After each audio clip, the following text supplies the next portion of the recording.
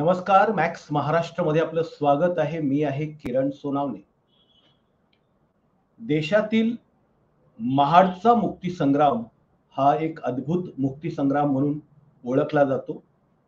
जगात त्याची तुलना फ्रेंच राज्यक्रांतीच्या सोबत केली जाते. डॉक्टर बाबासाहेब आंबेडकरांनी 20 मार्च 1927 साली जो महाडचा मुक्तीसंग्राम लढला, त्या संदर्भातली बरीचशी कल्पना तुम्हा सगळ्या लोकांना आहे. पण बाबासाहेब आंबेडकरांनी या संदर्भात जवळपास 10 वर्ष यासाठी लढा दिला आणि हा लढा देत असताना बाबासाहेबांनी वेगवेगळ्या पद्धतीनं कुठल्या प्रकारचे न्यायालयीन डावपेच आखले, कशा पद्धतीनं बाबासाहेब आंबेडकरांना कुठे विरोध झाला, कुणी कशा प्रकारचं समर्थन दिलं, महाड असेल, मुंबई असेल किंवा देशातल्या अनेक वेगवेगळ्या याच्यातून बाबासाहेब आंबेडकरांनी या लढ्यासाठी कशा प्रकारचे कागदपत्र पुरावे जमवले, किंबहुना हा एकूणच जो लढा आहे त्या लढ्याची ठिणगी कुठून पडली, अशा सगळ्या या गोष्टींच्या संदर्भात आपण चर्चा करणार आहोत. आणि ही चर्चा करण्यासाठी आपल्या सोबत ह्या न्यायालयीन लढ्याची म्हणजे डॉक्टर बाबासाहेब आंबेडकरांनी 10 वर्ष हा न्यायालयात लढा लढला, लोकशाही पद्धतीने लढला, आपल्या बुद्धीचा, युक्तीचा, असणाऱ्या सामाजिक परिस्थितीचा, लोकांचा कशा पद्धतीनं उपयोग करून घेतला, या संदर्भात आपण बोलणार आहोत. आणि ही सगळी चर्चा जी आहे ही अत्यंत महत्वाची आहे. याचं कारण असं आहे की लोक दरवर्षी 19-20 मार्चला जातात, 25 डिसेंबरला महाडला जातात, तिथे जातात, तिथे फोटो काढतात, तिथे असून पायऱ्यांवरती जाऊन पाणी वगैरे बाटल्यात भरून आणतात आणि त्या संदर्भात तिथे असून अभिवादन करतात. तर हा इतक्या पुरता लढा नाहीये. या लढ्याच्या संदर्भात तुम्ही जर समजा तिथे कधी गेलात त्या चौदार तळ्याच्या इथे, तर तिथे जो एक म्हणजे लेख लिहिलेला आहे की त्यांनी तिथे बाबासाहेबांचं वाक्य आहे की हा जो लढा आहे तो लढा काही फक्त पाण्यासाठी नाही, तर समानतेच्या मानवी हक्कांसाठी हा लढा आहे. आणि त्या लढ्याच्या संदर्भातले त्यांनी जी काही 10 वर्ष बाबासाहेब आंबेडकरांनी न्यायालयीन लढाई लढली, त्याच्यावरती महाडचा मुक्तीसंग्राम न्यायालयीन दस्तावेज आणि त्याचा सगळा आढावा घेणारा जो अभ्यास आहे, डॉक्टर यशवंत चावरे सर म्हणून आहेत, त्यांनी हा संपूर्ण अभ्यास करून एक खूप असं त्या दस्तावेजांनी युक्त वेगवेगळ्या प्रकारच्या त्याच्यामध्ये जबाब आहेत, कोर्टाचे आदेश आहेत, असं पुस्तक त्यांनी प्रकाशित केलेलं आहे. आणि हा ऐतिहासिक दस्तावेज आहे, ऐतिहासिक कार्य डॉक्टर यशवंत चावरे सरांनी केलेलं आहे आणि ते आता आपल्या सोबत आहे. आपण त्यांच्याशी या लढ्याच्या संदर्भात बोलणार आहोत. चावरे साहेब, स्वागत आहे तुमचं मॅक्स महाराष्ट्रमध्ये. जय भीम. चावरे साहेब, पहिल्यांदा मला सांगा की डॉक्टर बाबासाहेब आंबेडकरांनी 20 मार्च किंवा 19 मार्च, 20 मार्च अशा दिवशी इथे चौदार तळ्याचा सत्याग्रह केला, हे सगळ्यांना माहिती आहे. पण त्याची सुरुवात, त्याची ठिणगी जी आहे ती डॉक्टर बाबासाहेब आंबेडकरांच्या आयुष्यामध्ये कशी पडली, कधी पडली, काय नेमकं त्या संदर्भातलं म्हणजे इतिहास आहे, काय सांगाल? आपल्या सर्वांना माहिती आहे की आपल्या देशामध्ये या मनुस्मृतीमुळे अस्पृश्यता ही प्रथा होती आणि या प्रथेमुळे अतिशय हीन दर्जाचं जीवन आपल्याला सगळ्याला भोगावं लागलं होतं, अनुसूचित जातीच्या लोकांना. तसंच बाबासाहेबांनीही ते जीवन अनुभवलं. परंतु बाबासाहेब ग्रेज इन मधून बॅरिस्टर झाले, अमेरिका आणि इंग्लंड येथून वेगवेगळ्या पदव्या घेतल्या, सिडेनहॅम कॉलेजला प्राध्यापक म्हणून काम करू लागले आणि त्यानंतर प्राध्यापकाचा धंदा सोडून बाबासाहेबांनी मुंबई हायकोर्टामध्ये वकिली करण्याचं काम चालू केलं. आणि हे वकिली करताना नवीन नवीन बाबासाहेबांच्याकडे खटले काही येत नव्हते, म्हणून वाचन हा त्यांचा छंद होता. एकदा वाचता वाचता बाबासाहेबांनी तहान लागली आणि आपलं पुस्तक त्यांनी टेबलवर ठेवलं आणि बार असोसिएशन मध्ये असलेल्या माठाकडे बाबासाहेब पाणी पिण्यासाठी जातात. तर सगळे हिंदू सनातनी बॅरिस्टर्स, सॉलिसिटर्स, ॲडव्होकेट्स गोळा होतात आणि बाबासाहेबांना म्हणतात, doctor Ambedkar, you are untouchable. You are not allowed to take water from that pot. Ambedkar, तुम्ही अस्पृश्य आहात, त्या माठातील पाणी आपल्याला घेता येणार नाही असं म्हणतात. त्यानंतर ही गोष्ट बाबासाहेब बार असोसिएशनच्या अध्यक्षाला सांगतात. अध्यक्ष तसाच म्हणतो. तेव्हा बाबासाहेबाला आठवते, मी इंग्लंड अमेरिकेत राहून आलो, तिथे माझा असा कोणी भेद केला नाही पाण्यासाठी. हा माझा देश आहे आणि या हायकोर्टात मी बॅरिस्टर असताना माझी अवस्था आहे, सामान्य माणसाचं काय. याच वेळेस एस के भोले यांनी मुंबई कायदे मंडळामध्ये एक ठराव मांडलेला असतो. तो ठराव असा असतो की शाळा, न्यायालय, कार्यालय यामध्ये, दवाखाने यामध्ये अस्पृश्य लोकांना प्रवेश मिळावा, त्याचबरोबर सार्वजनिक पाणवठ्यावर पाणी घेण्याची मुभा मिळावी, असा तो ठराव मांडतात. वेगवेगळ्या चर्चेद्वारे तो ठराव मान्य होतो आणि सार्वजनिक ठिकाणचं पाणी घेण्याची मुभा अस्पृश्यांना आहे हे सरकारी रीतीनं मान्य झाल्याचा ठराव कायदेमंडळ करते. आणि ह्या कायदेमंडळाने केलेल्या ठरावाची अंमलबजावणी करण्याचं काम बाबासाहेब ठरवतात. आणि ते ठरवण्याच्यासाठी एक लोकांच्या मध्ये जाणीव जागृती करण्याचं पहिल्यांदा काम करतात. त्यासाठी बहिष्कृत हितकाणी सभा ही 1924 ला स्थापन करतात. 24 ते 27 लोकांच्या मध्ये जागृती निर्माण करणं, तुम्हाला तुमचे अधिकार मिळाले पाहिजेत, तुम्ही सन्मानानं जगलं पाहिजे, हे लोकांना शिकवतात. आणि 19 आणि 20 मार्च कुलाबा जिल्हा बहिष्कृत हितकारणी सभा याची परिषद महाडला ठरते. आणि 19 मार्चच्या दिवशी बाबासाहेब आंबेडकर तिथे जमलेल्या 7,500 लोकांना एक मुक्तीचा संदेश देतात. तो मुक्तीचा संदेश असा होता की मेलेली ढोर ओढायचं नाही, मेलेल्या ढोराचं मांस खायचं नाही, वरिष्ठ लोकांच्या, उच्चवर्णीय लोकांच्या घरी फुकटामध्ये चाकरी करायची नाही, त्या चाकरीच्या बदल्यात उष्टशिळ अन्न घ्यायचं नाही, मुलांना शिकवा, सरकारी जमिनी कास्त करा, आपल्या कष्टाची ताजी भाकरी खा, हा एक मुक्तीचा संदेश देतात लोकांना बाबासाहेब. आणि लोक तो संदेश अंमलबजावणी करण्याचा संकल्प करतात. या संकल्पपूर्तीसाठी अनेकांनी आपले प्राण सुद्धा गमावल्याच्या घटना आहेत. खुनाच्या घटना घडलेल्या आहेत, त्या संबंधीचे कोर्ट प्रोसिडिंग आहेत माझ्याकडे. तर अशी अवस्था, म्हणून बाबासाहेब आंबेडकरांनी हा संकल्प लोकांनी पाळल्यामुळे 19 मार्च हा स्वातंत्र्य दिन असा साजरा करतात. 20 मार्चच्या दिवशी वेगवेगळे मानवी हक्काचे ठराव मांडले जातात. आणि हे ठराव मांडल्याच्या नंतर चित्रे साहेब म्हणतात की बाबा, आता आपण आपला जो मानवी अधिकाराचा लढा आहे, चौदार तळ्यावर जाण्याचा आणि तिथलं पाणी घेण्याचा, त्याची आपण अंमलबजावणी बाबासाहेबांच्या नेतृत्वात करायची आहे. दुपारी 12-12:30 वाजता तिथून ती मिरवणूक निघते गाडी तळावरून. खरं म्हणजे हे गाडी तळ भास जो आहे, आपली ही म्हणजे अस्पृश्याची स्वातंत्र्यभूमी म्हणून मी मानतो. आणि बाबासाहेब आंबेडकर त्या ठिकाणी दर 19 मार्चला स्वातंत्र्य दिन साजरा करण्यासाठी यायचे. आणि मग 20 मार्चच्या दिवशी दुपारी 12:30-1 वाजता मिरवणूक ही चौदार तळ्यावर जाते.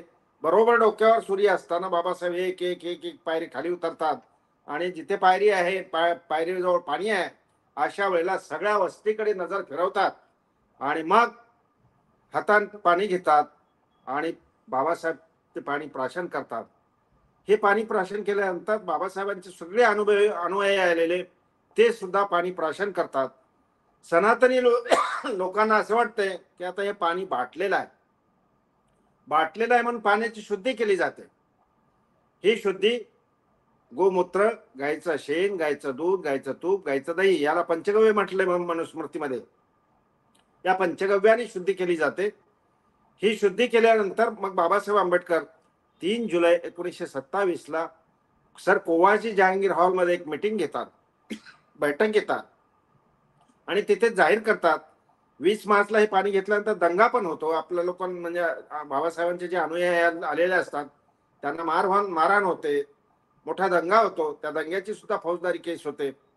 तर ह्या दंग्याचा आणि त्या शुद्धीचा निषेध करतात बाबासाहेब आंबेडकर आणि असं म्हणतात की आम्ही जो कायदे मंडळाने दिलेला अधिकार आहे तो बजावला होता आम्ही, परंतु तुम्ही शुद्धी करून आमचा हक्क नाकारला आणि आमचा हक्क समाजमान्य होईपर्यंत आम्ही अखंड सत्याग्रह करणार आहोत अशी घोषणा होते. या घोषणेच्या संबंधी एक परिपत्रक निघते, घोषणापत्र निघते, पॉम्पलेट्स निघतात आणि त्याच्यामध्ये तारीख डिक्लेअर होते 25 डिसेंबर, 26 डिसेंबर आणि 27 डिसेंबर 1927. मग या लोकांना वाटते की आता अरे बाबासाहेब पुन्हा येणार, पुन्हा पाणी पाठवणार, पुन्हा शुद्ध करावं लागणार आणि म्हणून मग ते बाबासाहेबांच्या विरुद्ध 144 कलम लावावा असं कलेक्टर हुड यांच्याकडे जातात. कलेक्टर हुड म्हणतात की असं काही आम्हाला करता येत नाही, परंतु कोर्टाचा किंवा सरकारचा काही हुकूम असेल तर काही करता येईल आम्हाला. या प्रतिनिधी मंडळामध्ये अनेक काही वकील पण असतात, ते ठरवतात आणि मग महाडच्या कोर्टमध्ये दावा दाखल करण्याचं निश्चित होते आणि 12 डिसेंबर 25 डिसेंबरला ते महाड सत्याग्रह होणार आहे. तर 12 डिसेंबरच्या दिवशी कोर्टामध्ये एक दावा दाखल केला जातो. तो दावा कसा असतो की हे महाडचं चौदार तळ सवर्णांच्या मालकीचं आहे असं डिक्लेअर करा. तिथे पाणी घेण्याचा अस्पृश्य लोकांना अधिकार नाही असं डिक्लेअर करा आणि अस्पृश्य लोकांना त्या चौदार तळ्यावर येण्याला कायमची बंदी करा. अशा प्रकारचा तो दावा असतो आणि हे दावा 12 डिसेंबरला दाखल होतो. 14 डिसेंबरला बाबासाहेब आंबेडकर यांच्या विरुद्ध आणि सबंध अस्पृश्यांच्या विरुद्ध चौदार तळ्यावर येण्याला मनाई करणारा मनाई हुकूम कोर्टाच्या द्वारा जाहीर होतो. असा हा इथपर्यंतचा इतिहास पाण्याच्या हक्काच्या साठी केलेला बाबासाहेबांचा आहे. यानंतर बाबासाहेब आंबेडकर आणि त्यांच्या अनुयायी 25 तारखेला येणार आहे म्हणून कलेक्टर हुड आणि एसपी हे फॅरंट नावाचे एसपी होते, हे सगळे 12 डिसेंबर पासून ते 25 डिसेंबर पर्यंत महाडमध्ये शेजारी जिल्ह्यातलं पोलीस फोर्स घेऊन कॅम्प टाकतात, तिथे छावणी टाकतात आणि जे लोक तिथे यायला चालू झालं सत्याग्रहासाठी त्या प्रत्येक लोकांना कलेक्टर विचारतो, मी या जिल्ह्याचा कलेक्टर आहे, तुम्ही माझा ऐकणार का बाबासाहेबांचा ऐकणार? तेव्हा ते सगळे लोक म्हणतात की आम्ही बाबासाहेबांचा ऐकू. आणि मग 25 डिसेंबरच्या दिवशी जवळपास 15,000 लोक आलेला असते. महाडचे लोक 20 तारखेला गाडीतळ इथे आपली परिषद घेतली बाबासाहेब आंबेडकरांनी, पण आता या परिषदेला जागा मिळू द्यायची नाही असा एक कट केला जातो, कारस्थान केलं जातं. परंतु ते कट कारस्थान चित्रे साहेब, भाई चित्रे साहेब आणि नानासाहेब टिपणीस हे आणून पाडतात आणि फतेखान देशमुख यांच्याकडून ती जमीन मिळवतात आणि त्या जमिनीवर तो 25 डिसेंबरचा कार्यक्रम होतो. तिथे 25 डिसेंबरच्या दिवशी मनुस्मृती जाळली जाते. त्या सभेला कलेक्टर म्हणतात की मला आपल्या सगळ्या अनुयायांसमोर मला भाषण करायचंय, अनुमती मिळावी आणि मग ती बाबासाहेब आंबेडकर त्यांना अनुमती देतात. तिथे बाबासाहेब त्या सभेमध्ये भाषण करताना कलेक्टर म्हणतात की बाबासाहेब तुम्ही एवढे मोठे विद्वान आहात, सरकार तुमच्या बाजूने आहे, सरकार विरोध नाही, हा तुम्हाला मिळालेला कायदा आणि अधिकार आहे, तो न्यायालयात आपल्या कायदा पांडित्याने लढवून केस लढवून तुम्ही जिंकावा आणि आपले हक्क प्रस्थापित करावेत असं म्हणतात आणि हा सत्याग्रह तुम्ही तहकूब करा. त्यानंतर अनेक चर्चा होते. कुणीही सत्याग्रह मोडून जायला तयार नव्हता. तेव्हा बाबासाहेब आंबेडकर वेगवेगळ्या गोष्टींनी समजावतात की ते लोक जेलमध्ये ज्यांना जायला तयार आहेत याची पडताळणी करतात. अनेकांची नावं नोंदवली जातात, 3,500-4,000 हजार लोकांची नावं नोंदवली जातात रजिस्टरमध्ये आणि एवढा पाहून बाबासाहेब म्हणतात की या लोकांचा मोठा संकल्प आहे. पण बाबासाहेब आता म्हणतात की आपण हा सत्याग्रह तहकूब करू आणि मग त्या कोर्ट केसमध्ये बाबासाहेब आंबेडकर हजर होतात. हजर होऊन पहिल्यांदा एक काम होते, हजर झाल्याच्या नंतर बाबासाहेब करतात की चौदार तळ कोणाच्या मालकीचं आहे हे ठरवण्याच्यासाठी त्या चौदार तळ्याची पाहणी करायला एक अर्ज देतात. त्या अर्जाप्रमाणे देशपांडे वकिलाला कोर्ट कमिशनर म्हणून नेमलं जातं. ते कोर्ट कमिशनर त्या चौदार तळ्याची पाहणी करतात त्या प्रत्येक दगडावर कोरलेलं असते म्युनिसिपालिटी महाड, म्युनिसिपालिटी महाड, आणि वर्ष लिहिलेलं असते, त्याचं स्थापना वर्ष. आणि हा पुरावा कोर्टात येतो. बाबासाहेब युक्तिवाद करतात.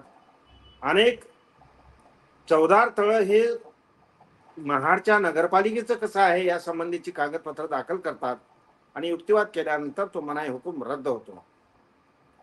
बाबासाहेब त्या केसमध्ये आपली लेखी कैफियत दाखल करतात आणि म्हणतात की हे जे लोक म्हणतात ना, अस्पृश्यतेची प्रथा आम्ही काटेकोरपणाने पाळतो, आमच्या स्पर्शामुळे पाणी बाटलं जातं, तर हे न्यायतत्वाच्या विरुद्ध आहे. अस्पृश्यतेची प्रथा ही न्यायतत्वाच्या विरुद्ध असल्यामुळे ह्या प्रथेला कोर्टाने बेकायदा घोषित करावा असं लेखी कैफियतमध्ये बाबासाहेब आंबेडकर सांगतात. आणि त्यानंतर ही केस चालते पुढे. एकदा असं घडते बघा की ही केस पुराव्याला येते आणि पुराव्याला आल्याच्या नंतर कोणी वादीच्या वतीने येत नाही, साक्षीदार येत नाही, त्यांचा वकील येत नाही आणि केस डिसमिस होते. डिसमिस झाल्याच्या नंतर सगळे लोक चौदार तळ्यावर जातात, बाबासाहेब आंबेडकरांचे अनुयायी, आणि पाणी घेतात. आणि मग ही डिसमिस झालेली केस पुन्हा फैलावर येण्यासाठी रिस्टोर करण्यासाठी एक वादीच्या वतीनं काम केलं जातं. ते रिस्टोर होते आणि फैलावर आल्याच्या नंतर पुराव्याला लागते. हे पुराव्याला आल्याच्या नंतर एक मोठी मजेशीर गोष्ट होते याच्यामध्ये. बाबासाहेब आंबेडकर आपल्या वतीनं ही केस सिद्ध करण्यासाठी मौलिक डॉक्युमेंट दाखल करतात, वेगवेगळे साक्षीदार दाखल करतात. महात्मा गांधीला साक्षीदार म्हणून बोलवावा असा अर्ज आहे, शंकराचार्याला साक्षीसाठी बोलवावा असा अर्ज आहे, कर्णिकांना बोलवावा, डॉक्टर मुंजेला बोलवावा असाही अर्ज आहे. यापैकी मग जे शंकराचार्य आहे डॉक्टर कुर्तकोटी यांची साक्ष कमिशनवर नाशिकला त्यांच्या मठामध्ये होते. त्यामध्ये शंकराचार्य बाबासाहेब आंबेडकरांच्या साठी साक्ष देतात, सपोर्ट करतात आणि अस्पृश्यतेची प्रथा ही मानवनिर्मित आहे, ही यामध्ये काही याला शास्त्रीय आधार नाही असं सांगतात. आणि वेगवेगळ्या मंदिराचा त्यांनी उल्लेख करतात की बाबा या नारायण मंदिर आहे, त्या नारायण मंदिराच्या तिथे उत्सवाच्या दिवशी सगळे अस्पृश्यांना प्रवेश असतो, कसला भेदभाव नसतो असं सांगतात. दुसरे साक्षीदार असतात त्या बाबासाहेब आंबेडकरांचे पाले शास्त्री. पाले शास्त्री हे या मनुस्मृतीतील वेगवेगळे श्लोक याच्या आधारानं या तलावाची शुद्धी करण्याची जरुरी नाही असा पुरावा आणतात. आणि मनुस्मृतीप्रमाणेच कसा यांना अस्पृश्याला सुद्धा पाणी घेण्याचा हक्क आहे असे काही उतारे बाबा आपले पालेशास्त्री दाखवून देतात. पालेशास्त्रीचा पुरावा फार उत्तम रीतीचा झालेला असतो.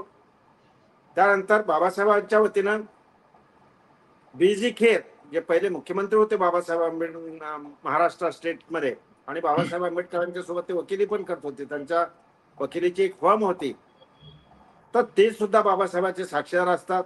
विनायक दामोदर सावरकर यांचेच भाऊ नारायण दामोदर सावरकर जे डॉक्टर असतात पेशाने, तेही बाबासाहेबांच्या वतीनं साक्ष देतात. आणि या साक्षीत ते म्हणतात आम्ही काही अस्पृश्यता पाळत नाही, आणि कारण ती अस्पृश्यता ही न्याय तत्वाच्या विरुद्ध आहे असं ते न्यायालयात बोलतात. म्हणजे बाबासाहेबांचा जो लेखी कैफियत असते त्या लेखी कैफियतीला पूरक अशी जबाब पुरावा न्यायालयामध्ये येतो.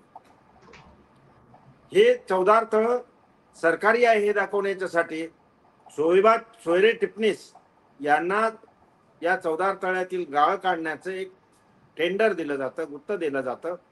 त्याचाही पुरावा, सरकारी पुरावा हा न्यायालयामध्ये दाखल केला जातो.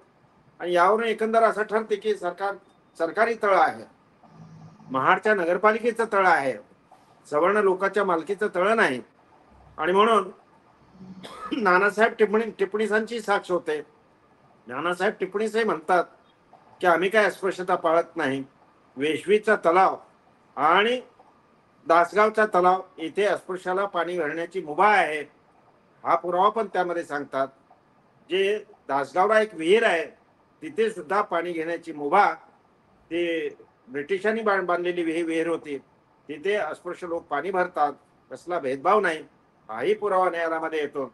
आणि शेवटी बाबासाहेब आंबेडकर युक्तिवाद करतात आणि या युक्तिवादानंतर महाडच्या न्यायाधीश सराफ नावाचे न्यायाधीश असतात, ते न्यायाधीश हा वादीचा दावा डिसमिस करतात. आणि डिसमिस करून बाबासाहेब आंबेडकरांची एक विनंती असते कोर्टाला की अस्पृश्यता प्रथा ही बेकायदा आहे असं ठरवावं. याच्यावर कसला निष्कर्ष देत नाही न्यायालय, परंतु हे तळ सरकारी आहे, महाडच्या नगरपालिकेचं आहे, त्यामुळे तिथे पाणी भरण्याचा सगळ्याला अधिकार आहे असा न्यायालयाचा निर्णय होतो. त्याचप्रमाणे सवर्ण लोकांच्या मालकीचं हे तळ नाही असाही निर्णय होतो. आणि या तऱ्हेनं बाबासाहेब आंबेडकरांची जी मानवमुक्तीचा लढाई आहे याला पहिला विजय मिळतो. या विजयाच्या विरुद्ध सगळे जे वादी असतात ते वादी ठाणे जिल्ह्यामध्ये पहिला अपील दाखल करतात जिल्हा न्यायालयाला. त्या जिल्हा न्यायालयामध्ये सुद्धा ऍडव्होकेट गुप्ते हे बाबासाहेबांच्या वतीनं बाजू मांडतात. त्यावेळेला बाबासाहेब आंबेडकर राऊंड टेबल कॉन्फरन्सच्या साठी लंडनला असतात. आणि मग तिथे सुद्धा कशी केस लढवावी याच्या विषयीची काही उतारे बाबासाहेब आंबेडकर देतात. वेगवेगळे न्यायनिवाडे देतात हायकोर्टाचे, प्रिव्ही काउन्सिलचे. ते न्यायनिवाडे वापरून गुप्ते हे युक्तिवाद करतात आणि तिथे सुद्धा वादीचं जे अपील असते ते डिसमिस होते. म्हणजे वादी हे दुसऱ्यांदा हारतात आणि बाबासाहेबांचा दुसऱ्यांदा विजय होतो. अंतिम पर्याय म्हणून वादी हे सनातनी जे लोक होते ते मुंबई हायकोर्टाला जातात आणि मुंबई हायकोर्टामध्ये दुसरा अपील दाखल होते. या दुसऱ्या अपीलाचा निकाल 17 मार्च 1937 ला होतो. म्हणजे 27 ते 37 एवढ्या मोठ्या 10 वर्षाच्या कालखंड लागतो. आणि हे हायकोर्टाचे न्यायाधीश ब्रूमफिल्ड आणि वाडिया यांचं बेंच असते. जस्टिस ब्रूमफिल्ड यांनी निकाल लिहिला आणि ते निकालाद्वारे वादीचं जे अपील आहे ते डिसमिस करतात आणि खालचा जो सराफ महोदयांचा निकाल आहे तो कायम करतात. मित्रहो, या देशामध्ये पाणी, सार्वजनिक पाणी आहे, पाणवठ्यावरचं पाणी आहे, ते अस्पृश्याला मिळवण्यासाठी 10 वर्ष बाबासाहेबाला कोर्टामध्ये लढाई करावी लागते. एकमेव अद्वितीय उदाहरण या देशात घडलेलं आहे. म्हणून बाबासाहेब आंबेडकर 1927च्या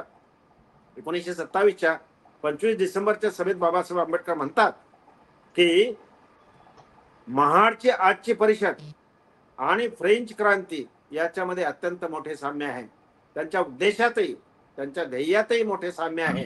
म्हणजे इतकं मोठं या क्रांतीला स्वरूप आहे. परंतु आम्ही किंवा या देशामध्ये या क्रांतीच्या विषयी जी काही लेखी कागदपत्र व्हायला पाहिजे होती, पुस्तक अभ्यासक्रमामध्ये आहे ही क्रांती यायला पाहिजे होती, ती आलेली नसल्यामुळे देशातील लोकांना या क्रांतीच्या विषयी समग्र माहिती मिळत नाही.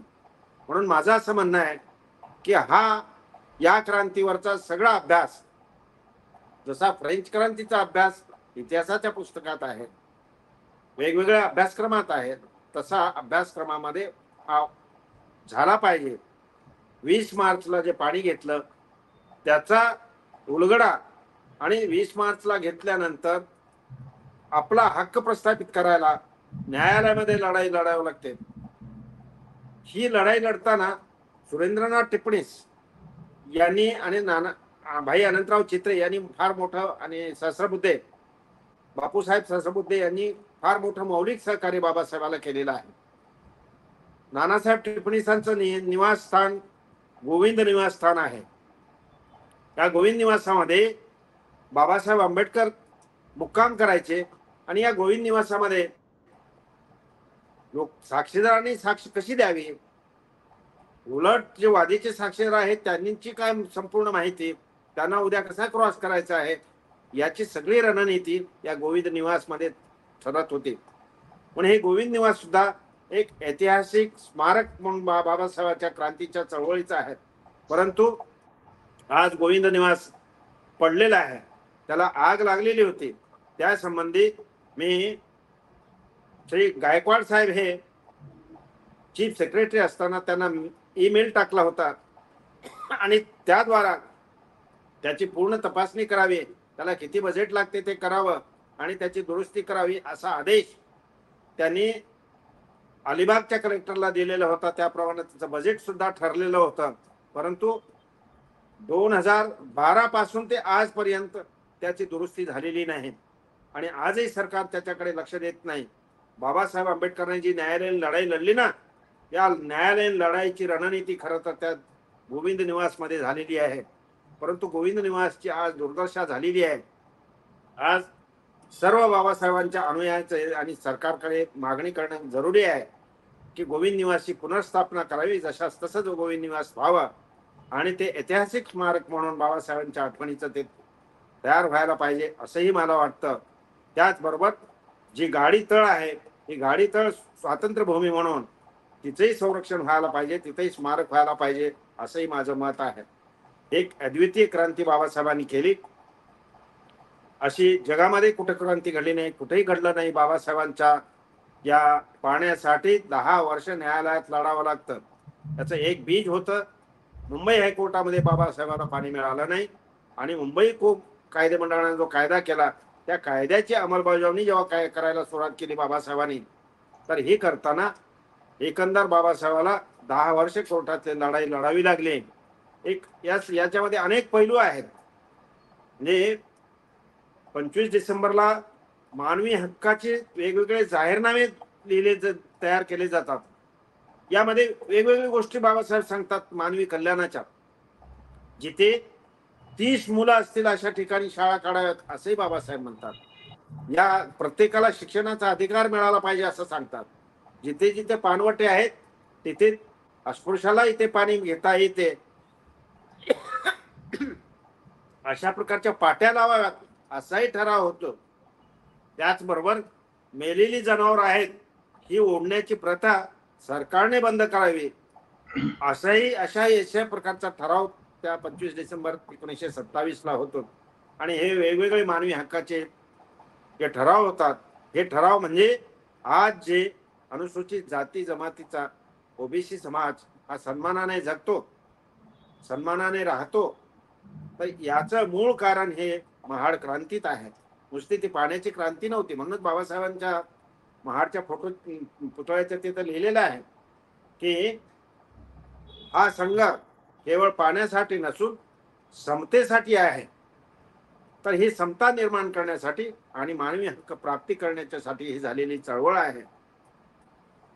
आणि ही चळवळ ती केली म्हणून आजचा समाज हा अत्यंत सन्मानाने वेगवेगळ्या पदावर आरूढ होतो. बाबासाहेबांनी जी मनुस्मृती 1927 ला 25 डिसेंबर 1927 ला जाळले, खऱ्या अर्थानं बाबासाहेब आंबेडकरांनी संविधान निर्माता या नात्याने संविधानाच्या कलम 13 नुसार कायदेशीर रीतीने मनुस्मृतीचं अस्तित्व नष्ट केलेलं आहे.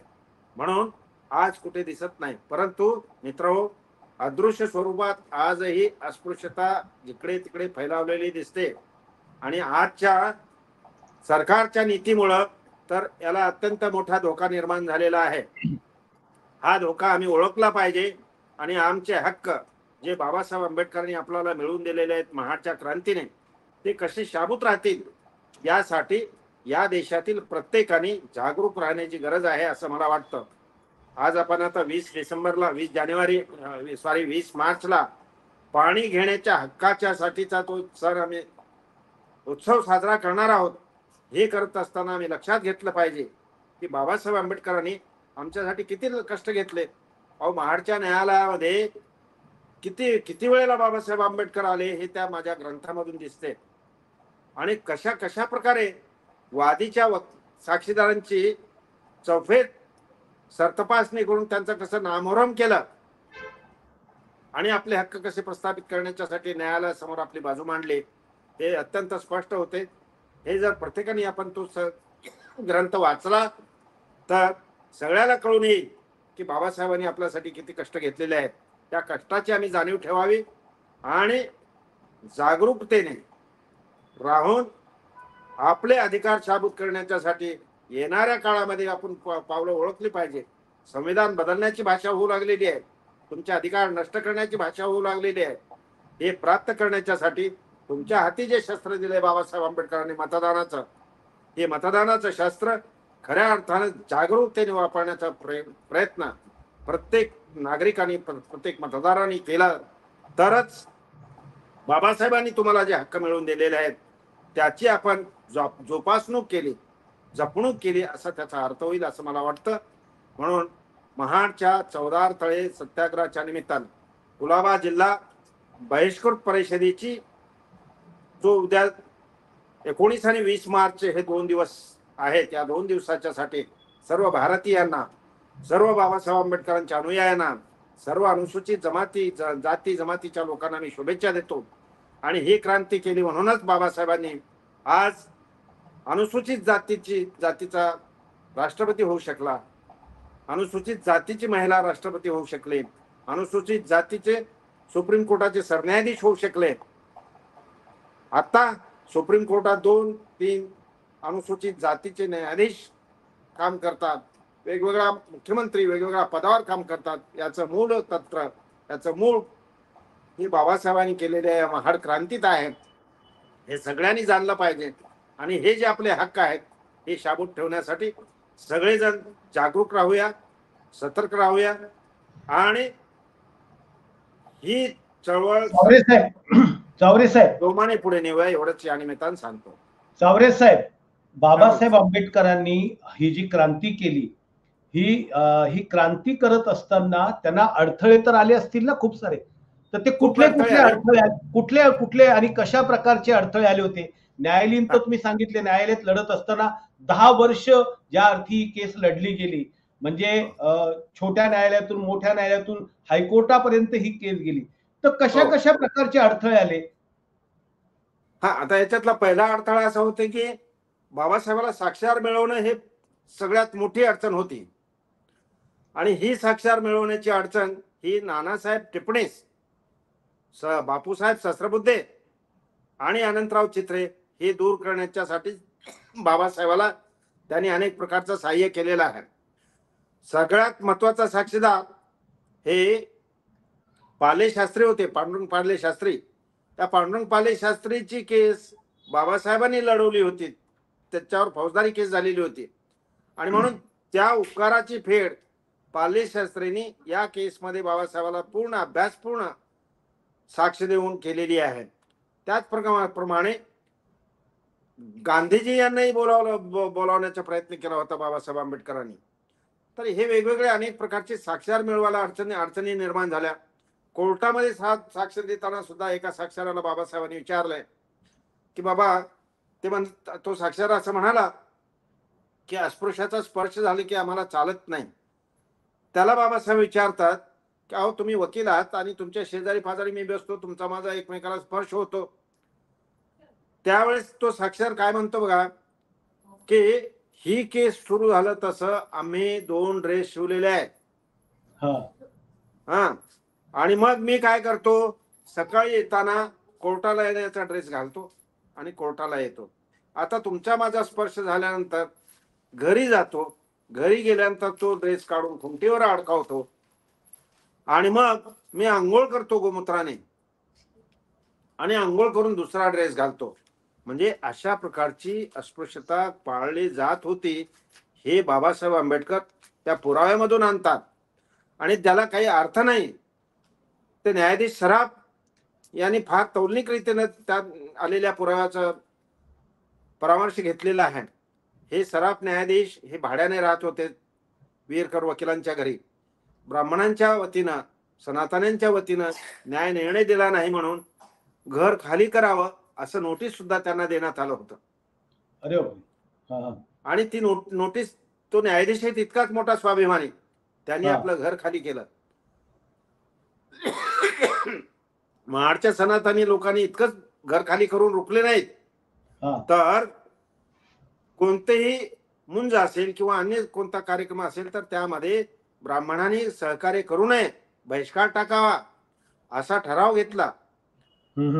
त्या सराफ न्यायाधीशाची बदली झाल्यानंतर बदलीच्या ठिकाणी सुद्धा जाऊन या लोकांनी सराफ न्यायाधीशावर बहिष्कार टाकावा असं तिथल्या ब्राह्मणांना सांगितलं. म्हणजे हा मी असं म्हणतो की सराफ न्यायाधीशाने न्याय दिला खरा, परंतु त्यांनी स्वतः अन्याय सोसलाय. हा असा अन्याय सोसलेला न्यायाधीश जळगावला जिल्हा न्यायाधीश या पदावर राहतो आणि तिथून निवृत्त होतो. खऱ्या अर्थानं बाबासाहेबांना कायदेशीर, बाबासाहेबच स्वतःचं कायदेशीर पांडित्य फार मोठं होतं आणि हा त्या पांडित्यामुळं सगळं काही अडथळे असलेले छोटे छोटे अडथळ्याला तर बाबासाहेब कधी काही गिनत नव्हते. हा आणि त्या महाड न्यायालयामध्ये अनेक वेळेला बाबासाहेब आलेले आहेत तुमच्या आमच्यासाठी. बघा, आपण स्वतःची केस असल्यानंतर आपण कोर्टामध्ये जातो आणि किती घायाळ होतो, किती बेजार होतो. हो पण समाजाच्या सगळ्याचे, तुमच्या आमच्या सगळ्याच्या हितासाठी बाबासाहेब त्या कोर्टाला अनेक वेळेला गेलेले आहेत. हे हम्म, रोजनामा त्या केसचा तुम्ही वाचून बघा. हा अनेकांनी तो रोजनामा वाचावा. त्याच्यावरून बाबासाहेब किती वेळेला न्यायालयामध्ये गेले आणि किती कष्ट आपल्यासाठी घेतलं हे कळते. 20 मार्चला सभा झाल्यानंतर 25 मार्चची सभा होणार आहे, तर 25 मार्चला लोक अडवतील रस्ता म्हणून बाबासाहेबाची किती बुद्धिमत्ता आहे बघा. हम्म, नंतर जहाजाच्या द्वारे येतात, कोलमडला गावला मुक्काम करतात आणि पद्माबोटीने दासगावच्या धक्क्यावर येतात आणि दासगावला उतरल्यानंतर कलेक्टर हे फॅरंटला पाठवतात बाबासाहेबांना रिसिव्ह करायला आणि बाबासाहेबांना ती घेऊन महाडला येतात आणि चित्रे साहेब तिथे जमलेल्या 3,500 लोकांना घेऊन मिरवणुकीने महाडला येतात. असा हा सगळाच इतिहास सांगायच्या साठी खूप मोठा इतिहास आहे. जसं तो पुरंदरे आठवडाभर शिवचरित्र सांगतात, तसं केवळ ही क्रांती आठवडाभर 3-3 तास सांगता येईल इतकं सगळं इतिहास मोठा आहे.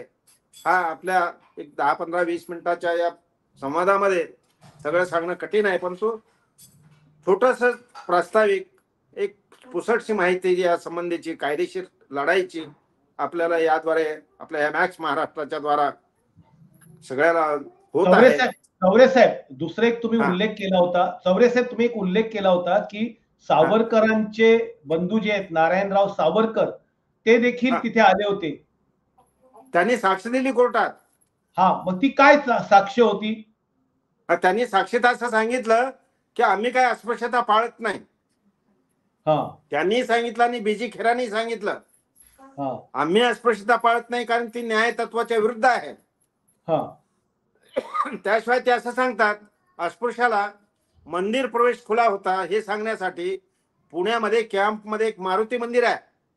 हा त्या मारुती मंदिरामध्ये अस्पृश्याला प्रवेश आहे हे साक्षीमध्ये नारायण दामोदर सावरकर सांगतात. हा अशा अनेक गोष्टी जिथे जिथे अस्पृश्यता पाळली जात नाही असे अनेक इन्स्टन्स सांगतात. जसं आता मी असं सांगेन की आपलं महाडला एक वीरेश्वर मंदिर आहे. हो तिथे महाशिवरात्रीच्या नंतर एक छबिना निघतो, वेगवेगळ्या पालख्या येतात, त्या पालख्याची गावभर मिरवणूक निघते. या मिरवणुकीमध्ये अस्पृश्यता पाळली जात नाही असं नानासाहेब टिपणीस सांगतात. हा अनेक दुसरे साक्षीदार सांगतात, देशपांडे. आणि मग म्हणतात की या पालखीचं दर्शन घेण्यासाठी पालख्या या सभामंडपात ठेवल्या जातात. पोलादपूरची पालखी एक मोठी मानाची पालखी समजली जाते. त्या पालखीचं दर्शन घ्यायला अनेक गावचे अस्पृश्य लोक त्या वीरेश्वर मंदिराच्या याच्यामध्ये जातात, सभामंडपामध्ये जातात.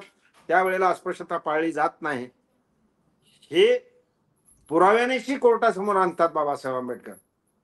त्याचप्रमाणे नानासाहेब टिपणीस त्यांच्या साक्षीत सांगतात एक तिथे महाडला झाकमाता मंदिर आहे. या झाकमाता मंदिरामध्ये ते नैवेद्याची परडी उचलण्याचा मान हा चांभाराला आहे. तो चांभार नैवेद्याची परडी त्या मूर्तीच्या पासून बाहेर काढतो, त्यातली शुद्धता करतो, असाही पुराव्यामध्ये मानलेला आहे. याचाच अर्थ असा होतो की अस्पृश्यता ही मंदिरामध्ये किंवा कोणा सार्वजनिक ठिकाणी पाळली जात नाही असं पुराव्यानेशी बाबासाहेबांनी जेव्हा कोर्टामध्ये आणलं तेव्हा पाणी कसं वाटेल. नाना पुराण आपले हे सांगतात पालेशास्त्री की जिथे गायीची तहान भागते एवढं पाणी असेल तरी त्याची शुद्धता करण्याची जरुरी नाही, अशा प्रकारचा पुरावा आणतात. हा तर मोठा जलाशय आहे, याची शुद्धी करण्याची जरुरीच नव्हती आणि ते पाणी वाटतच नाही, अशा प्रकारचाही पुरावा पालकशास्त्री देतात. आणि ह्या वेगवेगळ्या पुराव्याच्या आधाराने आणि बाबासाहेबांचं भाषण हेही सुद्धा पुरावा म्हणून त्या केसमध्ये दाखल होते 25 डिसेंबर 27चं. त्याचप्रमाणे जे तळ्यातील गाळ काढण्याच्यासाठी कॉन्ट्रॅक्ट दिलेलं होतं त्याच्या संबंधीची कागदपत्रे बाबासाहेब आंबेडकर सुरतहून मागून घेतात. आता जसं कोकण डिव्हिजन म्हणजे डिव्हिजन जे महसुली डिव्हिजन हे कोकणला आहे ना आता सध्याला, हो जसं पुण्याला आहे, नागपूरला आहे, औरंगाबादला आहे, असं त्यावेळेला आपलं डिव्हिजन या कोकणाचं हे सुरत होतं. तर तिथून कागदपत्र बाबासाहेब आंबेडकरांनी मागवली. ती मागवलेली कागदपत्र न्यायालयात दाखल केली आणि चौदार तळ हे सरकारी आहे, कोणाच्या खाजगी मालकीचं नाही. आता बाबासाहेब आंबेडकरांनी कैफियत दाखल केल्यानंतर ते म्हणतात, जरी तळ सरकारी असलं तरी सवर्ण लोकांनाच पाणी भरण्याचा अधिकार आहे असा निकाल द्यावा म्हणतात. सनातीन लोक म्हणजे किती गमतीची व्यवस्था आहे बघा. तर अशा प्रकारची दुरुस्ती करतात ते दाव्यामध्ये आणि त्या दुरुस्तीचा काही विचार होत नाही. आणि खऱ्या अर्थानं त्या सराफ न्यायाधीश यांनाही मोठा सॅल्यूट करावा लागतो. त्यांनी फार मोठ्या 61 पानाचं जजमेंट, हस्तलिखित जजमेंट आहे त्यांचं, बरोबर खूप चांगलं जजमेंट लिहिलेलं आहे. त्याचप्रमाणे अपिलाच्या कोर्टाने जजमेंट खूप चांगलं लिहिलेलं आहे. महाडचा जो दंगा झाला होता ना, त्या दंग्यासाठीही बाबासाहेबांनी साक्ष दिली आहे महाडच्या कोर्टामध्ये. आणि ते दंगा करणाऱ्या लोकांना 4-4 महिने कैद झालेली आहे. ज्या दिवशी 25 डिसेंबरची सभा होती त्या दिवशी ते लोक कैद जेलमध्ये होते. अशा प्रकारानं हे जे करत असताना महाडमध्ये त्यांना जे मदत करत होते टिपणीस, चित्रे, सहस्रबुद्धे, हे जे लोक मदत करत होते यांना काही त्रास झाला असेल ना त्या काळात? हा, तर त्या बघा 20 मार्च घटनेच्या संबंधी सांगतो आपल्याला. जेव्हा हे लोक होते तर बाबासाहेब आंबेडकरांच्यासाठी टिपणीस, चित्रे हे मदत करत होते. तर हे ते मदत करणारे लोक म्हणून टिपणीसांच्या घरावर सगळा समुदाय गेला त्यांचं घर उद्ध्वस्त करण्यासाठी म्हणून. जेव्हा टिपणीसांनी आपल्या घरातली जी बंदूक आहे ते बंदूक घेऊन फायर केलं आणि हे फायर केल्यानंतर सगळा जमाव दूर पळाला. म्हणजे त्यांना सुद्धा काही यातना भोगाव्या लागल्या. खऱ्या अर्थानं चित्रे साहेबांची मोठी कल्पकता आहे याच्यामध्ये. साक्षीदार मिळवण्यात, 25 डिसेंबरची सभा होण्यासाठी ती जागा मिळवण्यात आणि 19 आणि 20 मार्चची सभा होताना सुद्धा तिथली व्यवस्था करण्यामध्ये अत्यंत मोठा सहभाग चित्रे साहेबांचा राहिलेला आहे. आणि मग या सगळ्यांनी एक मोठं सहकार्य दिलं. म्हणून मानवी अधिकाराची जी क्रांती बाबासाहेबांनी घडवली त्याच्यामध्ये या सगळ्यांचा सहभाग आहे. आणि पहिल्यांदा बाबासाहेबांनी सगळ्यांना एक जागृत केलं, जागृत करून लोकांना हे सांगितलं. एक मी महाडजवळ एक बघा बेळुशी नावाचं गाव आहे. या बेळुशी गावामध्ये एका पाटलाच्या घरी ढोर मेला आणि मग तो रामा महाराजच्या घरी तो आला आणि की बाबा अरे रामा ते ढोर मेलेलं आहे आमचं आणि ते घेऊन त्याची विल्हेवाट लाव. बघा 19 मार्चला जो मुक्तीचा संदेश दिला त्या संदेशामुळे काय ताकद दिली आपल्या माणसांना. तो रामा महार विचारतो कोणाचा ढोर आहे? अरे तू असं काय विचारतो? मी आलो ना सांगायला, माझा आहे समजत नाही का तुला?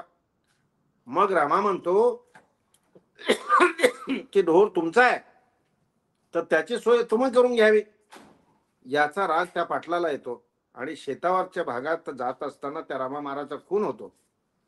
त्या खुनाच्या प्रोसिडिंग मध्ये लिहून आहे पुराव्यामध्ये, 5 वर्षापूर्वी आम्ही ढोर ओढायची चाल बंद केली. 1932ला बोलते ते साक्ष म्हणजे 32ला मोजलं तर 27 येते. 5 वर्षापूर्वी आम्ही मेलेले ढोर ओढायची चाल सोडलेली आहे. मेलेला ढोर का ओढत नाही म्हणून याचा खून झालेला आहे अशा प्रकारचा पुरावा येतो. आणि खून करणाऱ्याला सजा पण झालेली आहे त्या केसमध्ये. त्याही केसचं कागदपत्र माझ्याकडे आहेत. जमल्यास त्याचं पुस्तक रूपाने कसा आणता येईल त्याचा प्रयत्न पुढे मी पाहेन. बरं, मी काय विचारतो की तुम्ही इतकं मोठं पुस्तक लिहिलं हे, तर खूप लोक, खूप प्राध्यापक लोक, खूप लोक महाडला जातात. तुम्हाला ही कल्पना सुचली कशी काय? म्हणजे तुमच्या मनात हे कसं काय आलं आणि कधी आलं काय? बघा 25 डिसेंबर 1927चं भाषण तुम्ही वाचा. हा त्याच्यामध्ये एक बोल्ड लेटर मध्ये वाक्य आहे बाबासाहेबांचं, आजची ही जी क्रांती आहे ती क्रांती आणि व्हर्साय मुक्कामी 1789 ला घडलेली फ्रेंच क्रांती यात अत्यंत मोठे साम्य आहे. त्याचप्रमाणे त्यांच्या उद्देशातही मोठे साम्य आहे. या 3 ओळी मी अनेक अनेक अनेक वेळेला वाचल्या आणि हे वाचल्यानंतर मी पहिल्यांदा कोल्हापूर युनिव्हर्सिटीच्या लायब्ररीमध्ये गेलो हा आणि तिथल्या लायब्ररीला विचारलं की साहेब मला फ्रेंच क्रांतीवरची जरा मला पुस्तके दाखवा. त्याने दाखवले, रकानाच्या रकाने भरून होते. हा मग त्यांना म्हणालो की आता मला महाड क्रांतीच्यावरचं पुस्तक दाखवा. ते म्हणाले, अहो खैरमोडे साहेबांचं एक पुस्तक आहे, त्याच्यामध्ये काही तर माहिती मिळेल तुम्हाला, त्याच्याशिवाय दुसरं काही नाही म्हणजे. असंच मी पुणे विद्यापीठामध्ये च्या लायब्ररीला गेलो. Gokhale institute of political science and economics या इन्स्टिट्यूटच्या लायब्ररीला गेलो. औरंगाबादच्या बाबासाहेब आंबेडकर विद्यापीठाच्या लायब्ररीला गेलो आणि मुंबई विद्यापीठाच्या लायब्ररीला गेलो आणि तिथं याच्यावर महाड क्रांतीवर किती पुस्तकं आहेत आणि फ्रेंच क्रांतीवर किती पुस्तकं आहे याची पडताळणी केली आणि मग मला वाटलं की फ्रेंच क्रांतीवर इतकी मोठी पुस्तकं आहेत म्हणून जगाला ती माहिती आहे आणि महाड क्रांतीवर काहीच माहिती नाही, म्हणून याच्यावरही आपण काही काम केलं पाहिजे. हे होत असताना महत्वाची गोष्ट अशी आहे, माझं पीएचडी झाल्याच्या नंतर माझे गुरु म्हणाले, माझे जे पीएचडीचे मार्गदर्शक आहेत ते म्हणाले की आता तुम्ही इतकं इथे पीएचडी मिळाली इतक्यातच थांबू नका, तर पुढेही रिसर्च करा. त्यावेळेस मी म्हणालो की बाबासाहेब आंबेडकरांच्या वकिलीवर माझं संशोधन करण्याची इच्छा आहे. माझे वायवा घ्यायला जे आलेले होते एक्सपर्ट, तेही म्हणाले की बाबासाहेब आंबेडकरांच्या वकिलीवर अद्याप काम झालेलं नाही, तेव्हा ते काम मी करीन असं त्यांना सांगितलं. आणि ते काम करता करता मग महाडची कागदपत्र मला हाती लागली आणि मग हे काम मी पूर्णपणाने केलं पाहिजे, कारण फ्रेंच राज्यक्रांतीचा जसा लेखाजोखा आहे तसा या क्रांतीचा कायदेशीर लढाईचा लेखाजोखा आजपर्यंत बाहेर आलेला नाही आणि तो मी आणला पाहिजे. या हेतूने मी काम केलं. 10 वर्षाची लढाई होती, पण मला कागदपत्र गोळा करायला 12 वर्ष लागली. एक कागदपत्र आहे, बाबासाहेब आंबेडकर म्हणाले होते की अस्पृश्याला न्यायालयात प्रवेश नव्हता आणि तो प्रवेश देणारा सर्क्युलर मुंबई हायकोर्टाने काढलं. ते सर्क्युलर शोधायला मी 68 दिवस खर्ची घातलेली आहे आणि ते शोधून काढलं. ते सर्क्युलर आहे 1903चं. 1903 ला मुंबई हायकोर्टाने सर्क्युलर काढलं होतं की अस्पृश्याला न्यायालयात प्रवेश देण्यात यावा. 1903 ला ते सर्क्युलर येऊन सुद्धा न्यायालयात प्रवेश नव्हता, म्हणून एस के बोले हे पुन्हा 4 ऑगस्ट 1923 ला जो मुंबई कायदे मंडळामध्ये ठराव मांडतात त्याच्यातही म्हणतात, दवाखाने, शाळा, न्यायालय, कार्यालय आणि सार्वजनिक पानवटे, धर्मशाळा याच्यामध्ये अस्पृश्य लोकांना प्रवेश मिळावा असा कायदा करावा अशी विनंती करतात. आणि इतकं सगळं तो कायदा होऊन सुद्धा 1923 ला कायदा होऊन सुद्धा मी असं सांगतो की आजपर्यंत सुद्धा पानवट्याच्यासाठी अस्पृश्यता पाळली जाते. आताच हिंगोली जिल्ह्यामध्ये सार्वजनिक हातपंपावरचं पाणी भरलं म्हणून एका बाईचा खून झालेला आहे आणि हे खून होऊन सुद्धा त्या खुनी लोकांना शिक्षा झालेली नाही. आजही अस्पृश्यतेची कळत न कळत कुंदा जसं म्हणतो गवत खोलवर रुचलेला असते, ते आजही शिल्लक आहे. हे कधी नष्ट होईल? ज्या दिवशी नष्ट होईल त्या दिवशी खरं बाबासाहेबांची ही क्रांती पूर्ण तऱ्हेनं झाली असं म्हणता येईल असं मला वाटतंय. धन्यवाद यशवंत चावरे सर, तुम्ही सविस्तर या संदर्भामध्ये माहिती दिली आणि खूप वेळ तुम्ही मॅक्स महाराष्ट्राला दिला. तुम्ही ज्या पद्धतीने हे संशोधन केलं ते पुस्तक मी पाहिलेलं आहे आणि अतिशय सुंदर पुस्तक आहे. मित्रांनो, तुम्हाला कुठे जर वाचायला भेटलं तर ते जरूर आपल्या संग्रहामध्ये ठेवा. खूप कष्ट करून, म्हणजे त्यांनी सांगितलं की हा लढा जो होता 10 वर्षाचा होता, पण चौरे साहेबांना हे पुस्तक लिहिण्यासाठी 12 वर्ष लागली. त्या पुस्तकामध्ये शेकडोंनी या महाडच्या क्रांतीच्या संदर्भातली पुरावे आहेत. ते पुरावे मुळातून तुम्ही वाचल्यानंतर डॉक्टर बाबासाहेब आंबेडकरांची ही एकूणच बुद्धिचातुर्य काय होतं, त्यांचं म्हणजे लोकसंपर्क आणि लोकांना कशा पद्धतीनं आपल्या बाजूनी करायचं, आणि बाबासाहेब आंबेडकर किती मानवतावादी होते, की ते मानवतावादी होते म्हणूनच तर सहस्रबुद्धेंसारखे, चित्रेंसारखे, पाले शास्त्रींसारखे, एस.के. बोलेल सारखे असे वेगवेगळ्या जाती धर्मातली लोक जी आहेत ती डॉक्टर बाबासाहेब आंबेडकरांशी जोडली गेली होती. नुसती जोडली गेली नव्हती तर ते त्यांच्या कुटुंबाचा एक भाग झाला होता. आणि हे भाग झालेली लोक डॉक्टर बाबासाहेब आंबेडकरांच्या या क्रांतीचे खऱ्या अर्थानं एक एक आधारस्तंभ आहेत असं म्हटलं तरी म्हणजे चुकीचं ठरणार नाही. ज्या सुरबानाना टिपणीसांचं आपण उल्लेख वारंवार ऐकलेला आहे यशवंत चौरेंच्या आता याच्यामध्ये वक्तव्यातून, तर त्या सुरबानाना टिपणीसांचं घर जवळपास 12 वर्ष त्या महाडमध्ये बहिष्कृत करण्यात आलं होतं. 12 वर्ष त्या महाडमध्ये त्यांच्या आजूबाजूचे जे सवर्ण लोक होते ते सुरबानाना टिपणीसांशी संबंध, त्यांच्या कुटुंबाशी संबंध ठेवत नव्हते. तरी सुद्धा सुरबानाना टिपणीसांनी कधीही डॉक्टर बाबासाहेब आंबेडकरांशी, त्यांचे भाऊ असतील त्यांनी बाबासाहेब आंबेडकरांशी किंवा आता हयातीत जे त्यांचे नातू पंतू आहेत मिलिंद चिटणीस म्हणून, हे सुद्धा आज सुद्धा डॉक्टर बाबासाहेब आंबेडकरांचा उल्लेख करताना महामानव डॉक्टर बाबासाहेब आंबेडकर प्रत्येक वेळी बोलताना तुम्ही जर त्यांच्याशी बोललात तर ते असं बोलतात. आणि ही आपण दरवेळी समजा या ठिकाणी चौदार तळ्याच्या ठिकाणी जातो, खूप मोठ्या संख्येने जातो, खूप एखाद्या उत्सवाच्या रूपाने जातो, पण बाबासाहेब आंबेडकरांनी घेतलेले कष्ट किती आहे, त्याच्यासाठी त्याग किती आहे, त्याच्यासाठी त्यांनी लढा किती दिलेला आहे, हा लढा आपल्याला जर समजून घ्यायचा असेल तर ही जी डॉक्टर यशवंत चावरे साहेब आहेत त्यांनी जे न्यायालयीन दस्तावेजांचं जे पुस्तक लिहिलेलं आहे त्या पुस्तकातून तुम्हाला मिळू शकेल. चौरे साहेब तुमचं खूप खूप धन्यवाद. तुम्ही एक मिनिट घेतो अभिली. हा बोला. हे पुस्तक कुणाला प्राप्त करायचं असेल तर 94 20 21 28 27 या फोन क्रमांकावर फोन केला तर त्यांना पोस्टाद्वारे पुस्तक पाठवण्याची व्यवस्था करण्यात येईल. आणि 20 मार्चच्या दिवशी महाडला 25% सवलतीने ते पुस्तक देण्याची व्यवस्था करण्याचा एक व्यवस्था विचार चालू आहे. तर 20 तारखेला ज्यांना कोणाला हवा असेल तर महाडमध्ये सुद्धा ते पुस्तक उपलब्ध राहील अशी व्यवस्था आम्ही करू. बरोबर आहे. साधारणतः एक 2,000 रुपये किंमत आहे. 2,000 रुपये किंमत या पुस्तकाची आहे. तर 25% सवलतीमध्ये हे पुस्तक तुम्हाला मिळणार आहे. वास्तविकता त्याच्यासाठी लाखो रुपये खर्च ह्या संशोधनासाठी डॉक्टर यशवंत चौरेंनी केलेले. ते स्वतः प्राध्यापक असल्यामुळे ते करू शकले. डॉक्टर बाबासाहेब आंबेडकरांचे आपण ऋणाईत आहोत आणि त्या ऋणाईतातून कोणीतरी कुठल्या तरी मार्गातनं आपण प्रत्येक वेळी संधी शोधत असतो की आपण यातनं उतराई व्हावं. त्याच पद्धतीचं काम, अतिशय ऐतिहासिक काम डॉक्टर यशवंत चावरे यांनी केलेलं आहे.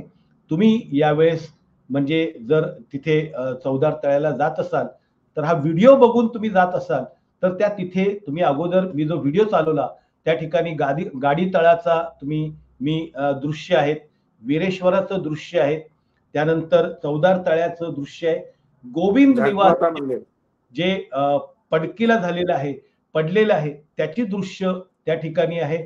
अशी सगळी दृश्य जी आम्हाला सापडली किंवा बोटीनं ज्या आले डॉक्टर बाबासाहेब आंबेडकर ज्या बंदरावर त्या बोटीचा सुद्धा व्हिडिओ आम्ही ह्या अगोदर तुम्हाला दाखवलेला आहे. तर तुम्ही नक्की जाऊन त्या ठिकाणी आपली एक समतेची, स्वातंत्र्याची, मानव्याच्या मूल्यांची जी आहे ती प्रेरणा तिथून घेऊ शकतात.